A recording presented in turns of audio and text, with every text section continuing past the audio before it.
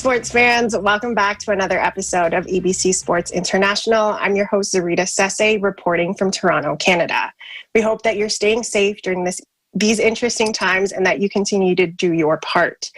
Like always, like we've done every single episode, I'm joined by some of my favorite sports fans from all over North America. And we're going to discuss a whole bunch of sports news that happened this week. So starting off with my fellow Canadian, who I'm so happy to have some numbers on my side this time. From Toronto, Canada, we have Adian Pangilinan. What's up, everybody? From Alexandria, Virginia, we have EJ Gonzalez. What's up, guys? Did you know preseason for the NBA started today? I was caught by surprise. Let's go. It's like no time has passed. No time has passed. From Dallas, Texas, we have Mark Nabo. What's going on, everybody? I'm so excited to be here. Hey, basketball season already? Wow. I didn't know it started today. Thanks for letting me know. We have purpose again. And finally, from Las Vegas, Nevada, we have Aljamain Santos, who we've been missing so much. So welcome back. It's good to be back, y'all. It's good to be back. Thank you. Thank you for having me. So we want to remind all of you that we are by no means experts. Rather, we're just a group of friends talking about the thing we love, sports. So before we get into our discussion, we actually have some updates. And we're going to start with EJ, who's been chomping at the bits all week to give us some good news about his favorite football team. Yes. Thanks, Zarita. Entering Monday night, the Pittsburgh Steelers were the last standing undefeated team in the NFL. The Steelers were coming off a near loss to Baltimore, who didn't even have their star quarterback in Lamar Jackson, while Washington was coming off an impressive win from the Thanksgiving game where they put up 41 points against the Dallas Cowboys. One of the highlight performers for Washington in that Thanksgiving victory was their rookie running back, Antonio Gibson, who ran for 115 yards and 3 touchdowns. However, in this Monday night game against the Steelers, Gibson exited the game early in the first quarter after a toe injury, and the gates opened wide for Pittsburgh. Pittsburgh went on to take a 14-0 lead and entered halftime with a 14-3 lead after Washington put up just a single field goal in the closing seconds of the first half. All momentum was going for Pittsburgh, but Washington came out on the field to put up a touchdown in their first possession of the second half, and suddenly the lead was cut to 14-10. From there, the defense of Washington stepped up, holding the Steelers to put up just 3 more points for the rest of the game, while Alex Smith, Logan Thomas, and Washington's offense looked determined to complete the comeback. After Washington turned the tide and took a 20-17 lead, Pittsburgh had one more chance to tie or win the game, and it was quickly halted when Big Ben was picked off in the first play after receiving the ball back, and Washington sealed the deal with a field goal and handed Pittsburgh their very first loss of the season with a final score of 23-17. All of a sudden, the Steelers have a downward trend and have a tough matchup against the Buffalo Bills this coming Sunday. Meanwhile, Washington has won 3 straight behind comeback player of the year frontrunner Alex Smith and are tied at the top spot of the NFC East. Back to you, Zarita. Thanks, EJ. I know you were waiting to tell us that, and too bad Mike's not here and Zalti. But Mike. I want to shout out Mike because he and I both predicted that the Steelers were going to take their first loss against Washington. So go, Mike, man. We got it, man. Thanks, EJ. So for some international news, this week, EBC actually had the opportunity to speak with Philippines' own Kai Soto about his current experience with the NBA's G League select team called the Ignite team. So Soto is part of a diverse group, and being the pioneer of this program, Kai does admit that the competition that this team and this league has is a lot harder than what he's actually used to. But he's also taking advantage of being around players and coaches who has had years of experience in a league that he hopes to be a part of come 2021. So aside from learning as much as he can, Kai understands that what he's doing right now is more than just about him.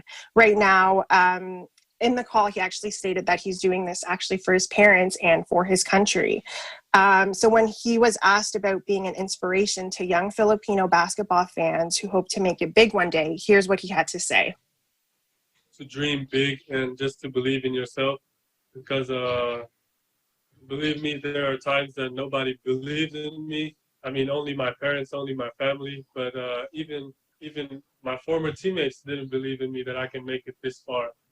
But I use that as a motivation for me to even work harder, not just to prove them wrong, but also like shine a light for them that, you know, this player that I played with before is now in the G League. So I think it's just dreaming big and just working hard for it, because it's not easy. There will be a lot of challenges that will come ahead, and you just have to be ready for it. And you will fail along the way, but that will help you get better, and that will help you get stronger when it comes to a bigger challenge. It was such a great opportunity to be able to speak with Kai. And he, like I was telling you guys off air, he's very well spoken and he's so young. So there's no doubt that a lot of us will be watching and listening for his name come the 2021 draft. So now you're all caught up with some sports news from all over the world. We're going to take a quick break, and right after the break, we're going to jump into our discussion. We'll be right back.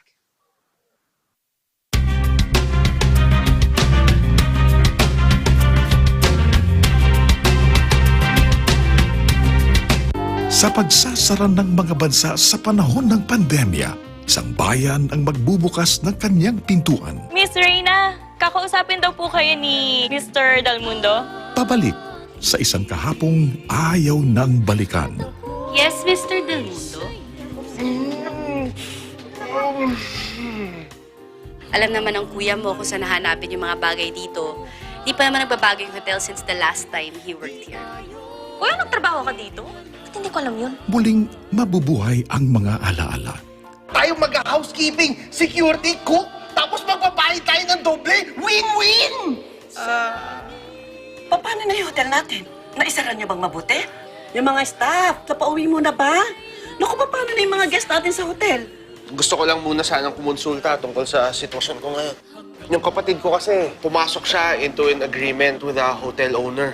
Wala pa kasi siyang 18. Problema nga yan, ng hotel. Which hotel, by the way? Iisa lang naman ang hotel dito sa Olvida. Seryoso ba? Itidemanda niya ako?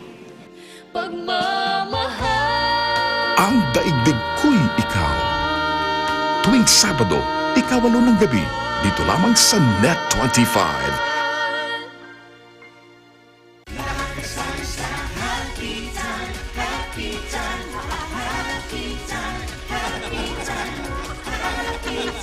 Gusto namin maging happy ang mga viewers sa amin pagpapatawa, sa amin pag-entertain, iba-ibang segments and games. Rumarampa! Lumalagpas! Lumarampa! Tamasan? Batanes! Tamamas? Batanes! The jackpot prize of 58,000 pesos. Ang tamang sagot na hinahanap natin.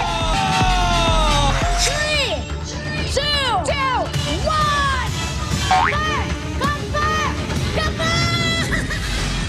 Happy peeps, on the Happy Time stage, please welcome... Magandang dilag sa isip mo, aman mo.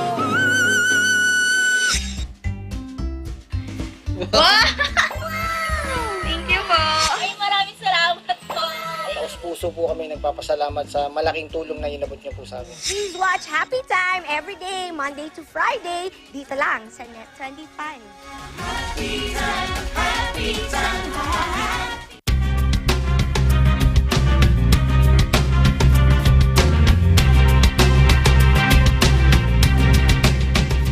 Welcome back, sports fans. Thanks for sticking with us, and we're going to jump right into our discussion, actually. So we're going to start off with some boxing news. So Floyd Mayweather announced earlier this week that he'll be participating in an exhibition match against YouTube star Logan Paul. So don't get that confused with his brother Jake Paul, who recently defeated Nate Robinson by knockout in their exhibition match just a couple weeks ago. So this, though this wouldn't be Logan Paul's first exhibition match, he took on another YouTuber in 2019. He is up against an undefeated professional boxer in Mayweather. In an episode of his podcast, Jake Paul said that he is going for the W, and if he does win, this would be the greatest upset in the history of sports. So I know our panel has a lot to say about this. So Amin, I'll start off with you. How do you feel about this fight, and are you going to be watching? I don't know how to take this fight. Like, am I supposed to take it as like some type of joke? Am I supposed to take it seriously? Are boxing analysts really going to take a look at this fight and be like, well, you know, if Logan Paul were to just, you know, wait a little bit and give him a little bit of time, he might be able to attack Mayweather. Man, this is a joke. It's pure entertainment. I love it. I love Logan Paul's attempt to like really stick out there. You know, maybe he's going in representing the Paul family because his brother did take on Nate Robinson, who is a professional athlete. And, you know, I do commend Logan for taking this fight against Mayweather because, I mean, if Mayweather is going to take fights from random people, I mean, there's got to be a reason why Mayweather is agreeing to something like this. You know, it's not every day that you see an undefeated professional boxer take on a YouTube star, you know, so I'll watch it. You know, I don't know if I can take it seriously and say like, man, I think Logan Paul could really get Mayweather. You know, like, the biggest mistake that you can do as an athlete is underestimate your opponent. You can't allow him to give any openings, because if Logan Paul, you know, tags him and he really does connect with him, I would be really, really sad for Mayweather, honestly. Like, your first loss comes to a YouTube star. Like, really, would you count that against Mayweather? Would you count that against him? I mean, oh man, yeah, it's no, be for crazy, sure, for sure. It's so hard for me to take this fight seriously, but I'm gonna try. EJ, and that's a huge if, Logan Paul does win this, what, like Amin was saying, what does it do for Mayweather's legacy? It's a huge blemish. There is no reason for him to lose, right? Logan isn't the one who's fresh off of a victory from Nate Robinson, right? That was his brother, Paul. So there has been no public display of experience for Logan, at least not at a high level like this. He's going to be fighting an undefeated professional fighter. If Mayweather's undefeated against professional fighters, there's no reason he should lose to a YouTube star, a YouTuber. Man, yes, Mayweather is not known to be, of course, not a power puncher.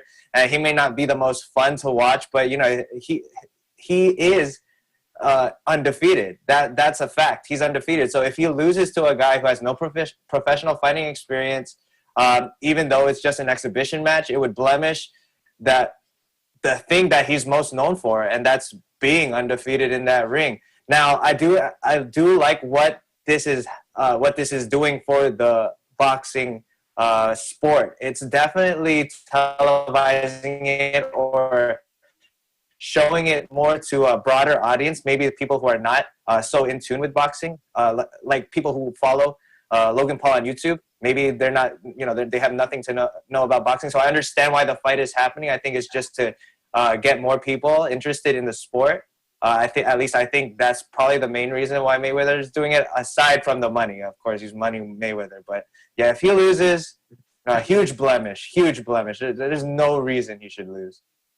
Absolutely. Mark, I know you warned us earlier that you have some hot takes about this. So I'll start off with, why do you think, I mean, EJ might have alluded to this, but why do you think Mayweather agreed to fight a YouTube star? I'm not going to lie. It's cute, I think. I think it's super cute. Logan has no chance. Like, there's no chance. And you know, some people, actually, I talked to some people about this, and they were worried that he's going to get seriously hurt. And, you know, like EJ said, Mayweather wasn't known as a power puncher. So as long as Logan doesn't get reckless, I think he'll be fine. Unfortunately, he's going to be going up against one of the best and most boring technical fighters of recent memory, and maybe of all time. So all Logan really needs to do is just not be overly aggressive, you know, keep your hands up and protect yourself, and he can walk away with a bag of money and his health. And so to answer your question about why Mayweather is doing this, I can't think of a reason that he has. I don't think there's a reason that he would do this as a benefit to him, except for maybe staying relevant. and just having his name in the media at least twice a year. Paul, you know, Logan, he has a decent following, so maybe there is money to be made. He has, you know, lots of subscribers on YouTube. So I don't think for one second that this is out of the goodness of Mayweather's heart to help him get to like a professional level. I don't know. Maybe Mayweather's bored. Maybe he's probably just doing this to show us how it all feels to be bored and what he's going through on a daily basis. So he's gotta be bored. He's gotta be bored. I mean, Tyson. He's itching to fight. Tyson's bored, and he did what he did, right? And so I don't know. I'll catch the highlights on YouTube. Thank you very much. And even then, I probably not. Oh man, no, for sure. So going along that of, you know, people worried about him being seriously hurt, Adrian, is Logan Paul going to walk out of this fight alive? And who does this fight benefit more, Mayweather or Logan? So I looked it up. In California, a burial plot costs at least $4,000. So Logan Paul, he can set aside as much money as he needs from this fight to pay for that plot. He's good. But other than that, like, seriously, I expect it to be a first-round stoppage. He's not a power puncher, but he's going to destroy an amateur boxer. That's like if I trained for boxing for like years and years and I decided to fight him. Like I would have no chance. I would get murdered. And I think that's what's going to happen here. It's going to be pretty much a massacre.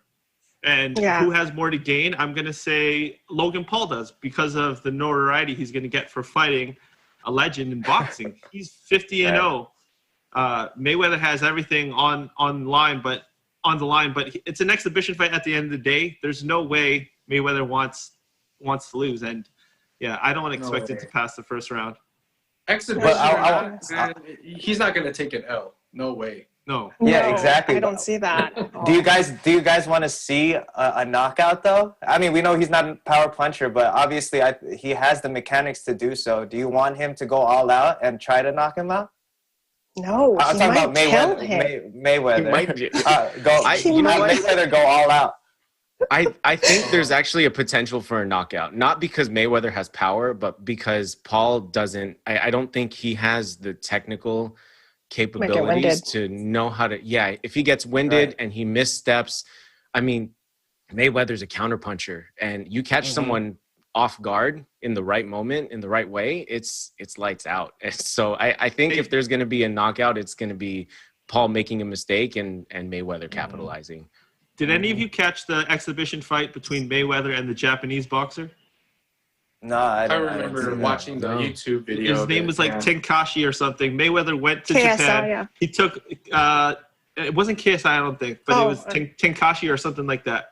But he took home $9 million for knocking out a guy 3 times, and the fight was stopped within like 2 minutes. So I don't expect it to be any different when that guy actually boxes for a career, and Logan Paul's a YouTuber. Like, this is that's exactly. I mean, if this is for entertainment, I don't want Mayweather to hold back, especially, like Logan accepted the challenge already. Don't hold back. Just go all out. Like, I want to see someone knocked out, but, nothing too crazy. I want to see a knockout. Safely, let's be clear. Exactly. Safely knocked out. But, I mean, he took the challenge, so he knows when he steps into that ring, all bets are off. I mean, everything's legal for the most part. So, I mean, keep it clean, of course, but I want to see them really go all out. I imagine this being like a circus. It's going to be a circus fight. Oh, man. I mean, look at Pacquiao, right? Pacquiao was... Sorry, go ahead, Adrian. Sorry, before you say that, do you guys expect it to take to get a lot of pay-per-view purchases? Absolutely. Oh, in a pandemic? Sure. Oh, yeah. Oh, yeah. For you're somebody who's not even into fighting, and if you want to watch this, like, that says a lot. People will pay to watch Logan Paul get knocked out. Yeah, right. It's more about that. So, like Adrian said, I'm not one to watch contact sports, period. But I'm just picturing like what's happening to their body on a physiological level. So I know I'm going to be watching this for sure. So shifting gears a little bit to some NBA talk. So the 2020 and 2021 season has officially begun, like EJ said, with the preseason starting today, actually. And I can speak for the whole panel when I say we are so excited that basketball is back. But we can't forget that the return of the season will be done once again in the setting of a pandemic. So teams will not have the luxury of playing in a bubble for their 72 home games, which puts them at risk, unfortunately. And as of this week, 8 out of the 541 players tested were positive, which is a significant drop from the 48 positive cases from the initial round of testing. So it was reported by The Athletic's Shams Charania that the league intends to do daily testing, with results coming back within 30 to 90 minutes, depending on where the team is actually playing. So we'll start off with you, Mark. Given that the NBA kind of set the tone for essentially all sports with this bubble idea, do you think they're making a mistake by allowing these teams to travel between markets? If you had asked me this a month ago, I probably would have said yes. And I've been a big proponent of the NFL being reckless with COVID and said it on the show multiple times. But I don't think that they're making a mistake here. It looks like they have the correct protocols in place, specifically the testing players on a daily basis.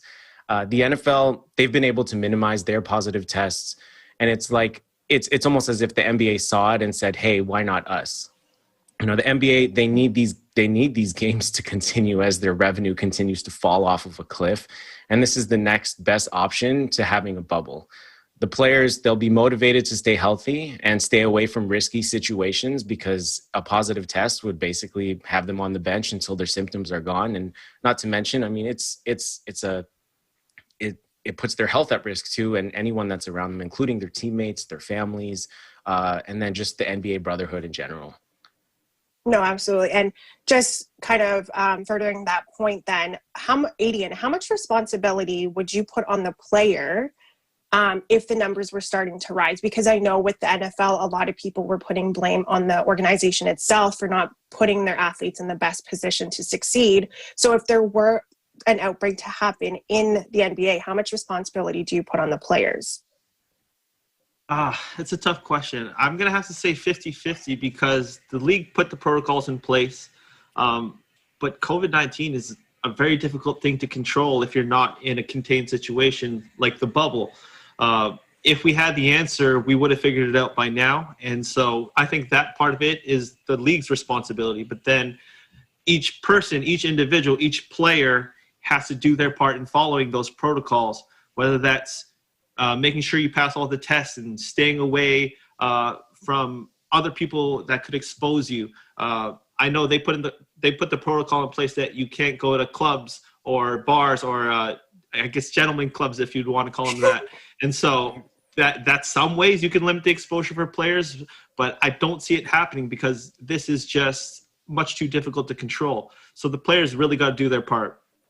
Yeah, absolutely. And EJ, the league doesn't have any parameters yet about how they're going to decide whether or not they're going to cancel a game. There's no set numbers of positive cases or anything like that.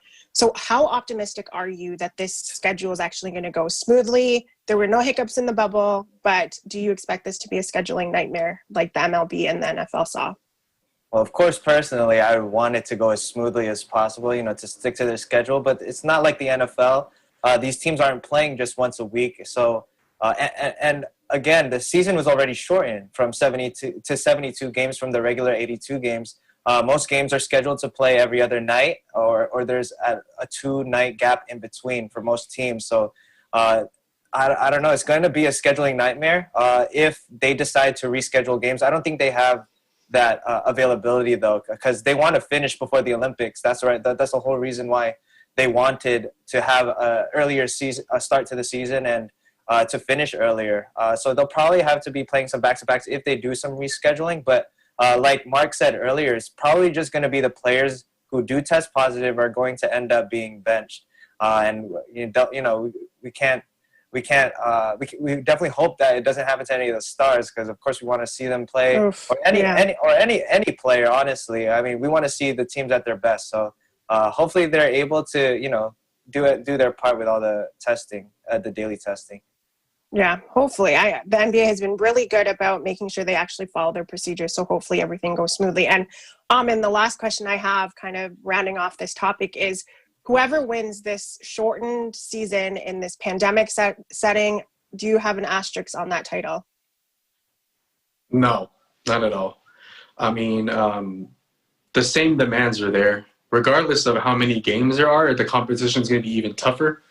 They're going to, now that they've gotten a preview of what playing in a bubble playing in a pandemic is going to be like with the previous season, there should be no surprises really. I don't think there should be an asterisk just like last season. I don't think they should put an asterisk to that because it's still going to be highly competitive, especially with all the moves that's been made. But if the pandemic continues to worsen and players are benched, that's only the player or the organization's fault for not allowing them to stay as safe as possible. So it's going to be important that they hold to those protocols and stay true to them. That way you can't complain and say like, oh, it's because so-and-so got sick. Like you knew off bat, what you're going to have to do. So no absolutely. So, okay. All right, then. So there's no doubt that we're in for another unprecedented NBA season, but we're going to take a quick break. And after the break, we're going to continue on with our NBA topics. We'll be right back.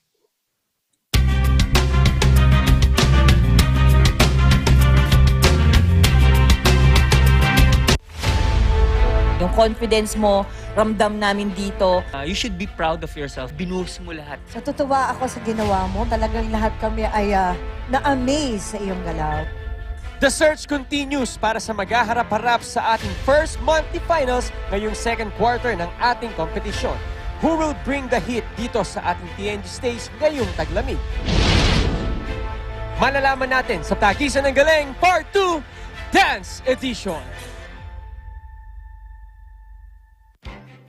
Events happen around us all the time, in our community, in our country, around the world. Events that affect people, move communities, or simply inspire us. Interesting events that people need to know. In these interesting times, we continue to be a competent partner in delivering news about these events. Fast, accurate, balanced. Eagle News, because we live in interesting times.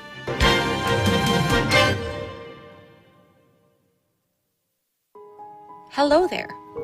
Imagine Demi got the virus, and she infected 2 more. And those 2 infected a lot more of people. And it goes on and on until it became an epidemic. But what if Demi stayed at home? Then those 2 wouldn't have contracted the virus. Then those people would have not been infected. This is not just your battle. It's everyone's. And you can be a huge help. Follow social distancing, or better yet, stay at home.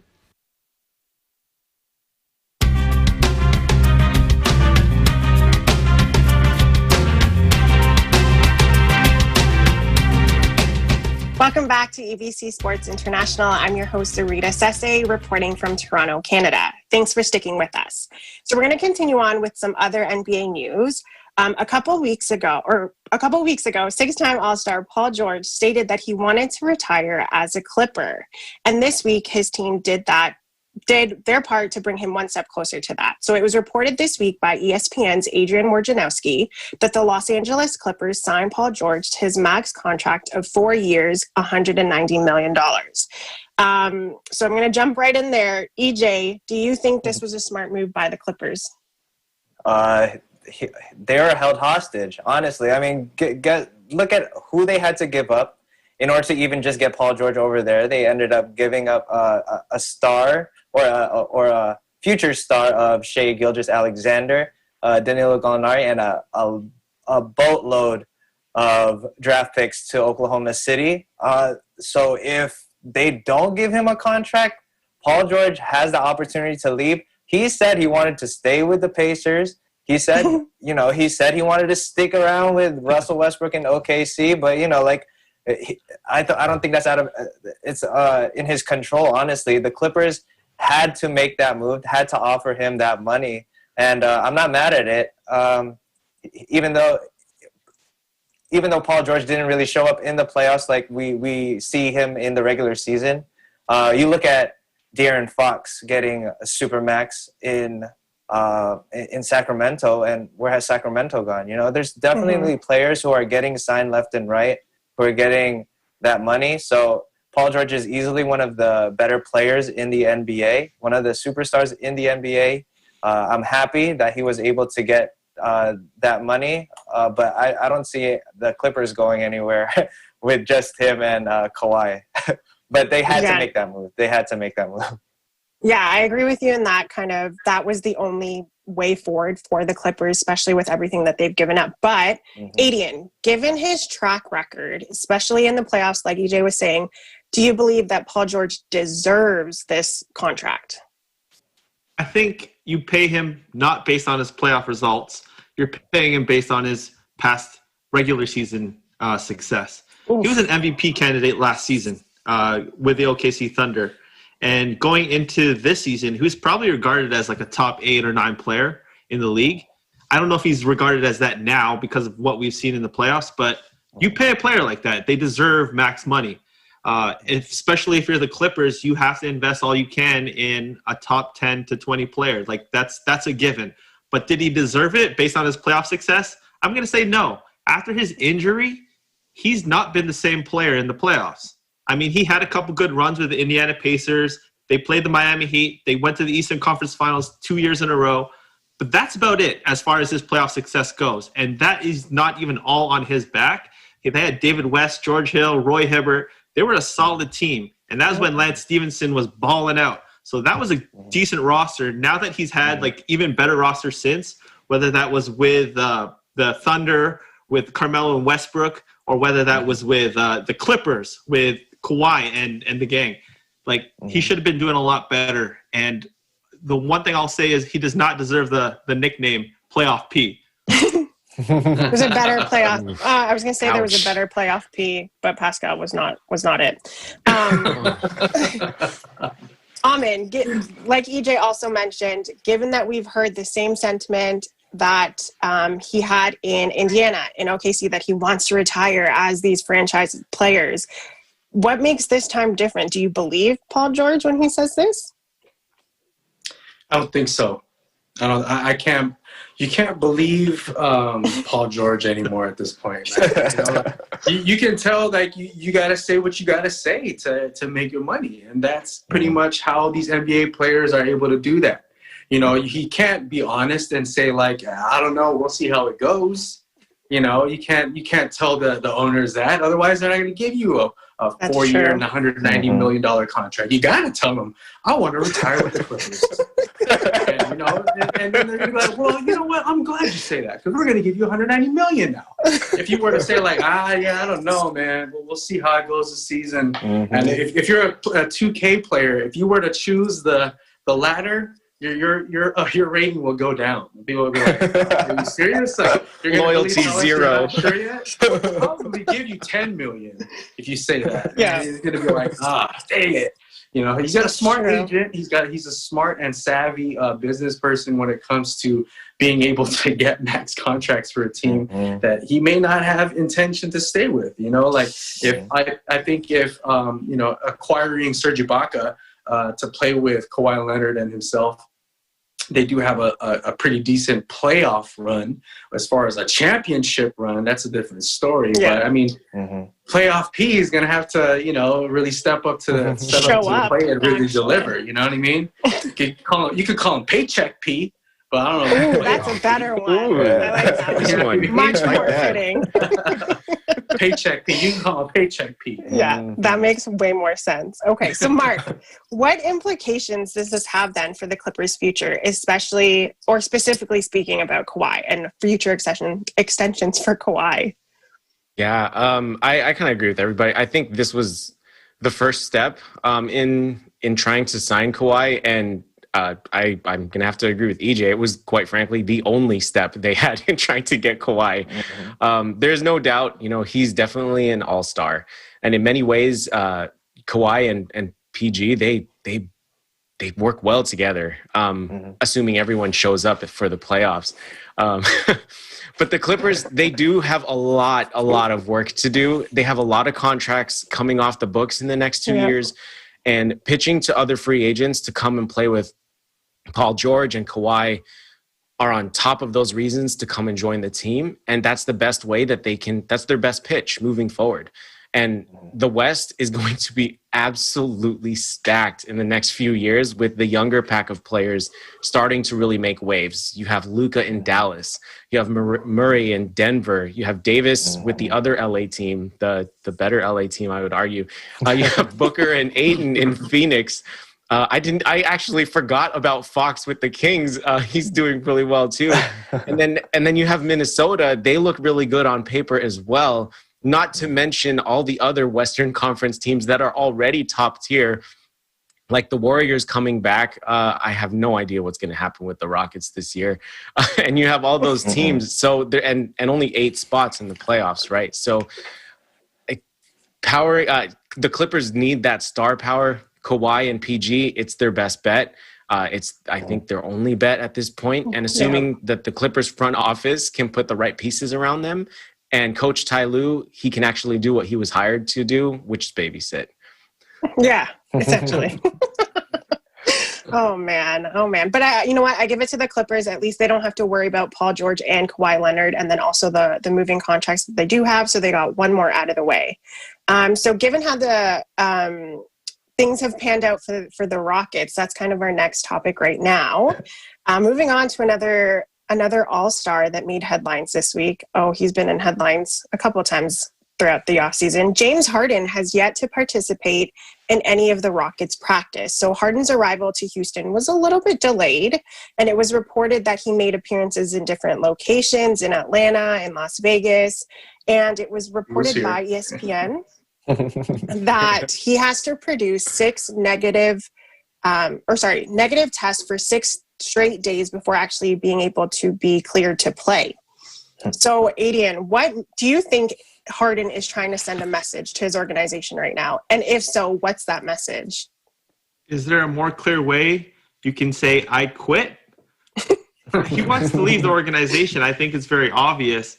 He won't talk about it. He won't comment about it because he's not available for the media. And it's the perfect way to, this is the perfect play if you want to leave a franchise. Do I agree with it? No, but this is what players can do now that they have this much power in the league.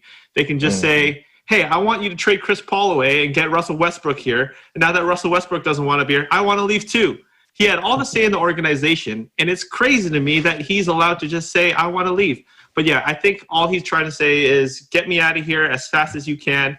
I'm going to stay around as many friends as I want to so that you can put me through all the COVID protocols so I'll never have to show up for media. I think that's all it is. 6 days, make it 600 days. I know, right? If it was up to him, I'm sure. So like Aiden was saying, it has become a players-led league. So Amin, do you think that Harden has grounds to be this demanding? He's literally gotten everything he's asked for. It never has panned out the way he hopes for. So do you think he has grounds to do this to his organization? I really think James Harden is leveraging his value by not showing up to practices. Just like what was said. If the easiest way to quit from your job is to just not show up, well, then James Harden is doing that. Aiden was just hit it right on the head. If you can't let me leave, then I'm going to force you to fire me. Move me somewhere else. Yeah. He definitely does have the leverage, though. James Harden is the biggest what if right now, because of his talent and because of the stars that he can attract. He's the biggest what if on if we don't keep him. What if he goes somewhere else and he stars and he shines really great? Then the Rockets are going to shoot themselves in the foot, kick themselves in the butt for not trying harder to keep him around. But I mean, you can't keep somebody who doesn't want to be around. So that's where the Rockets organization is going to really have to think about: is it worth the headache dealing with James Harden right now? I got inside information that this guy was here in Las Vegas for a birthday party. It's like, does he really care about his career? He was definitely here, and being here in the pandemic where the hotels and restaurants are shutting down left and right, is he really advertising himself in the light that he really wants to be with the Rockets? I wouldn't think so. But, if I'm going to be a franchise thinking about should we pick up James Harden, then you're like, it's a big gamble. Like, is he going to do the same thing? Of course he's going to do the same thing if he wants to leave. If he doesn't get what he wants, he's going to act the way he acts. So, James Harden's going to James Harden. That's all it is. Oh, yeah, for sure. So, EJ, of all the teams that are potential landing spots for Harden, which one team do you think is the best fit for him, that makes the most sense? I wish that he, Russell Westbrook, and KD just all stayed in OKC. They would have been such a fun team to watch. I know. Hey, but like what Mark was saying, how loaded the West is. It's so obvious that he's only naming Eastern Conference teams to go to. I want to go. Who's the first? I want to go over there with the Heat. I want to play with KD and Kyrie. I want to play. Okay. I'm open to Sixers now. Okay. Let me go ahead and add the Heat and Giannis to that list as well. Obviously, the message that he's actually sending is so clear that he's just trying to join a team where he can get a very easy championship. Everybody was bashing KD when he went and joined the Warriors. I don't see why this is any different. Harden is literally dictating where he wants to go. It's not, he's not a free agent. So obviously the hands are in the Rockets organization, but it's the exact same situation that KD was in, except Harden this time doesn't really have the choice. It's the Rockets' choice to decide where they really decide to trade him because of the assets they're going to acquire from that. So going back to your question, the best potential landing spot for Harden, if he wants to win the championship, which is why I think he's actually requesting this trade, is to go to Milwaukee for me. Out of the teams that he's listed, I think Milwaukee would be the better fit, even if they do get rid of like Chris Middleton and swap him out with Middleton and he ends up being with Drew Holiday and Giannis. I think that's going to be a pretty scary big three. A lot scarier than a Middleton, Giannis, and Drew Holiday. Oh, yeah. But the reason why I also say that is because the Bucks gave up so much this offseason that it's not even talked about. Like, they acquired Drew Holiday, but look at who they gave out. They gave out they're basically the running core of future. But even their back court. They gave them all away. George Hill, Eric Bledsoe, DiVincenzo. These guys are heavily on the rotation, and they gave them all away, replaced it with one Drew Holiday. I think Bucks need to find another star if they want to keep Giannis, because that's another thing that they got to worry about. If they want to keep Giannis, they need to add the right player. I think this is a perfect opportunity for the Bucks to try and get James Harden, especially since he's literally saying he wants out. They're desperate to keep Giannis as well. I think this is a win-win for both organizations. Yeah, that would be crazy to see Giannis teamed up with Harden. But, Mark, it seems like the Nets and the 76ers are kind of the favorites right now amongst analysts. So if you are the Rockets front office, what are you looking for from these organizations to give up your main guy? Are you including are you getting rid of Ben Simmons? Are you looking for Ben Simmons? Like, what are you looking for from those two teams? Yeah, if I'm the Rockets front office, I'm quite frankly, I don't care what Harden thinks. I don't care if he wants to only hear off, like if he wants the Sixers or the Nets. I'm listening to anyone's offer. And what I want is, D'Antoni's gone. So I think now is probably a really good time to look into the future. You got John Wall coming off an injury. Who knows? Boogie Cousins is there. Apparently, I saw on Instagram. I didn't even know he signed with the team. But I mean, look, if they're anything close to what they were before both of their major injuries, I think that they can be, they can be contenders, even as stacked as the West is. And so I'm listening to what anybody has to say. But if it's going to be with one of those two teams, and I had a lot of angry rant that I really wanted to go into, but if I'm going to listen, if it has to be those two teams, I want a Simmons or an Embiid, one of those two from the Sixers. And if it's the Nets, just give me your bench. Give me the bench. Like you, Kyrie, KD, Harden, you guys can go have your little pity parties and avoiding media. And I remember when I wanted to quit my first job and didn't know how to have that conversation. I called in sick a lot. That's what I did. So, looks familiar. I just I feel bad for the Rockets organization. Kind of, they've gone out of their way to make Harden happy, and even brought Westbrook, who I thought was a terrible match from the beginning. And they brought him in, and they're still going to cry like a little baby as if he just got fouled and didn't get the call. I'm sorry. I'm just rambling at this point, but I think the Rockets really need to look at building for the future. Simmons would be great. Embiid would be great, or draft picks. Oh man, we are so close to the tip-off that they have to figure out something soon, because that's kind of a domino effect for other teams too. But we're going to take a quick break, and we're going to continue on with our discussion right after. We'll be right back.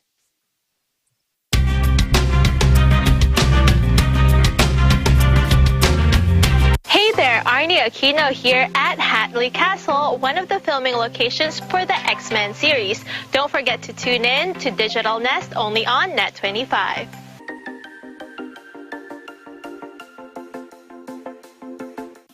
Factual. We have to defeat the virus everywhere.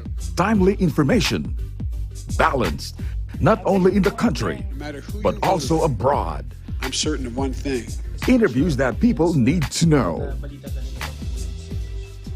Watch Aguila Pilipinas. A 1-hour newscast of reports coming from regional hubs in Luzon, Visayas, and Mindanao. Know the important updates in Asia in ASEAN in Focus.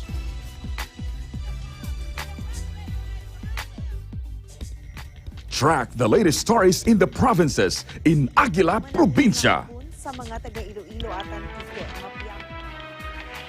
Tune into Mata ng Aguila, the evening primetime news program of Net25. Balanced and objective, Mata ng Aguila covers national and international issues, tackles news on business, health, science and technology, entertainment, sports and human interest features, and current events. And Eagle News International delivers the latest global reports, impartial, accessible, and up-to-date. It brings to fore EBC's rich international scope and access to valuable information streams. Well, thank you to explain our help outdoor. Catch these programs on Net25. You can also watch our news programs through eaglenews.ph and Eagle News Facebook page and YouTube channel.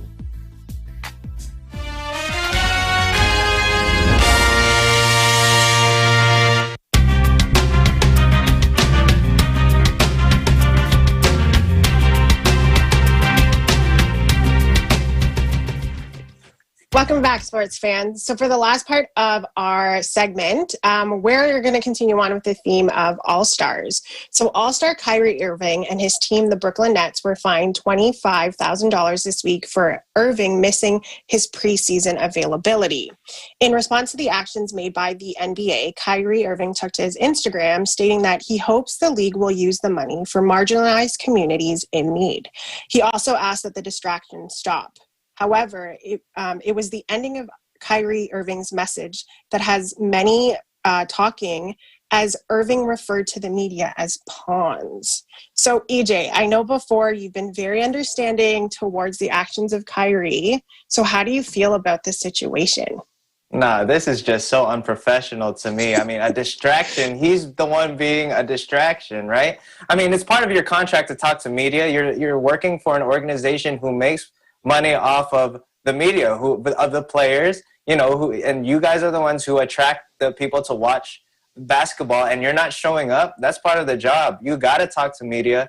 I don't like the way he's handling it. I think he's being very unprofessional at this point.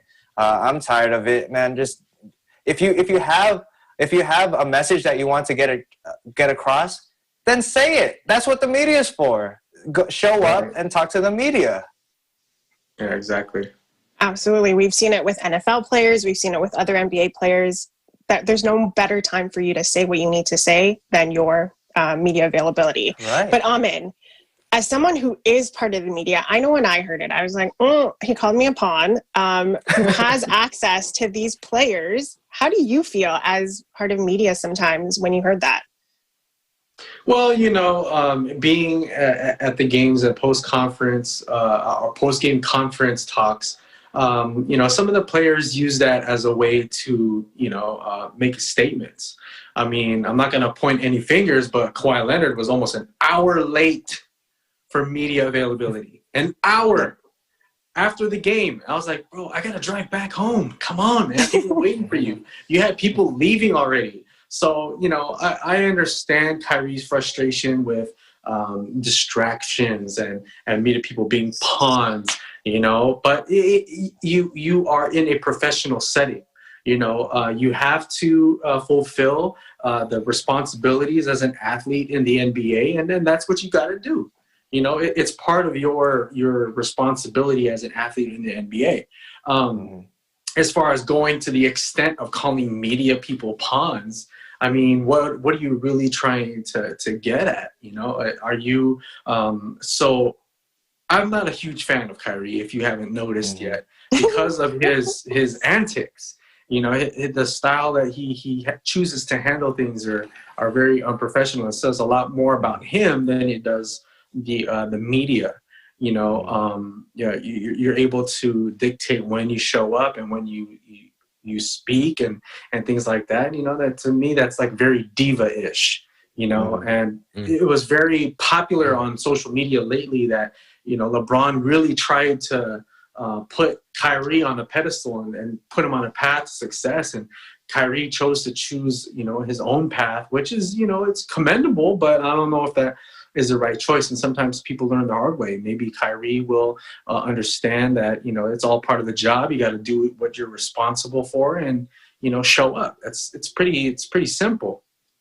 You sign a contract, you got to fulfill all aspects, whether you like it or not, right? So, Mark, if you're KD as his teammate, are you looking over really you're going to put all the pressure on me now to speak on our team? So if you're KD, what are you thinking?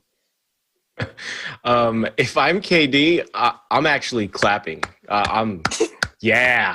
There's another one of I'm home. This is my team. I'm sorry. No, I wouldn't be worried about about Kyrie and what he's doing with the media, because with KD, every distraction that comes with this season is less attention that he's getting, to come back to get back to his game. He's been out for a year. He just had a rough relationship with Draymond and the Warriors. He sacrificed his body and an entire season for that organization. He signed with the Nets. Kyrie's there now. He hasn't had a great relationship with the media either. And so all the attention that Kyrie's getting with all of his antics, it takes the attention away from KD trying to come back, make his comeback. And so I wouldn't be surprised if this is all part of that ploy to really take that attention away from KD. But like I said at the beginning, I'm clapping Kyrie and hey, you're my guy. Now let's get Harden over there and let's make a real circus. That'll be so much fun for our Brooklyn correspondents to cover them for sure. Oh yeah. Adian, are you a fan of how the NBA has been handling it? Do you feel like they should be forcing Kyrie? Can you even force a grown man to do it? Generally speaking, I'm about player empowerment, and I wouldn't want to force anybody to do something they're not comfortable doing or that they don't want to do. But at the same time, this is his job. He needs to fulfill his role on the team as a player in the league, yeah, you have to do your part. But would I force him? No. Protocols in place. He's going to get fined over and over if he doesn't show up for media. And maybe he has enough money that he doesn't mind the fines. And so if his goal is to have a conversation about why he doesn't want to talk to the media or where his money is going, then I guess it's seen as a success from his perspective. As fans, kind of hurts that he doesn't want to talk and give at least a quote to media.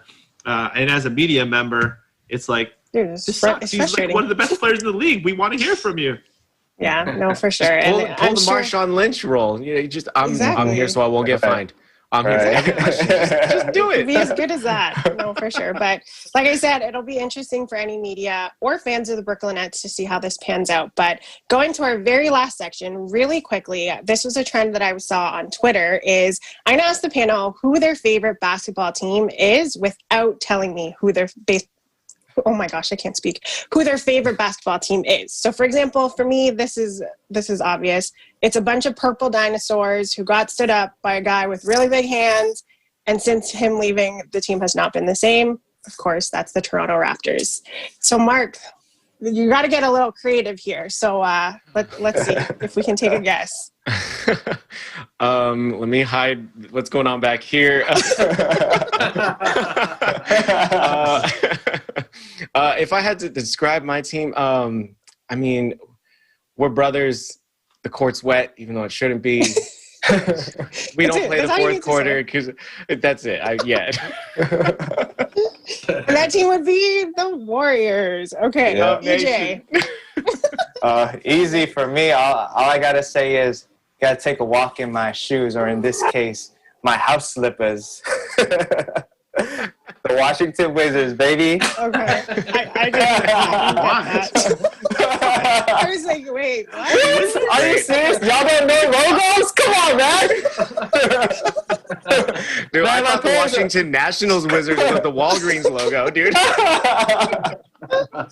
Oh, man. Adrian, let's hear yours. My first team is the Raptors, but I'm going to go ahead and say this other team that has always been my first love. It's an old wise guy, a big robotic dude who's the greatest power forward of all time, and 5 championships. I got to say Spurs. Is that the Spurs? You got it. Yeah. It's that old wise guy. You already know who that is. And lastly, Amin. Let's hear it. Purple and gold, baby. All day. So easy. So easy. Man, Oh, yeah. It's so easy when you're the most recognized and respected team. Whatever. That was so anticlimactic. Could have just said champs and we could have been moving on. All right, guys. Champs with an asterisk. That's actually all the time that we have for this week. So on behalf of everyone on the panel, thank you so much for joining us this week. Make sure you to visit our website, eaglenews.net and eaglenewslive.com. Like us on Facebook and follow us on Twitter at EagleNewsPH to join the conversation. From Toronto, Canada, I'm Zarita Sese. This is EBC Sports International. We live in interesting times.